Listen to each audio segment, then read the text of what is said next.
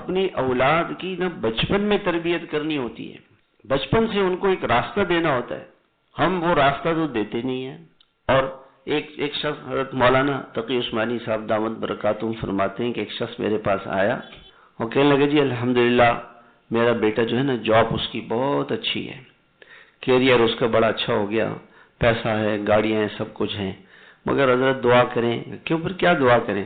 تھوڑا سا بے دین ہو گیا ہے، بے ادب ہے، بے دین ہے، نمازوں میں سستی کرتا ہے، اور ٹی وی، اس زمانے میں ٹی وی تھا، ٹی وی دیکھتا رہتا ہے، ہماری بات نہیں مانتا.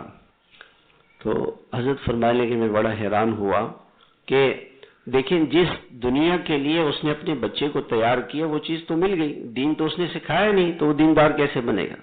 اس کی مثال یہ ہے جیسے ایک آدمی ڈاکٹر کے پاس مریض کو لے گئے، مریض نے کہا ہو آنکھیں بالکل ٹھیک، کان بالکل ٹھیک، پورا جسم بڑے بہت اچھے ہیں، بس صرف جان نکل گئی ہے.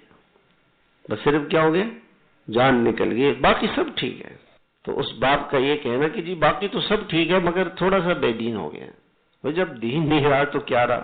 یہ قصور ماں باپ کا ہوتا ہے. ماں باپ کی تربیت کا اثر اولاد پر پڑتا ہے.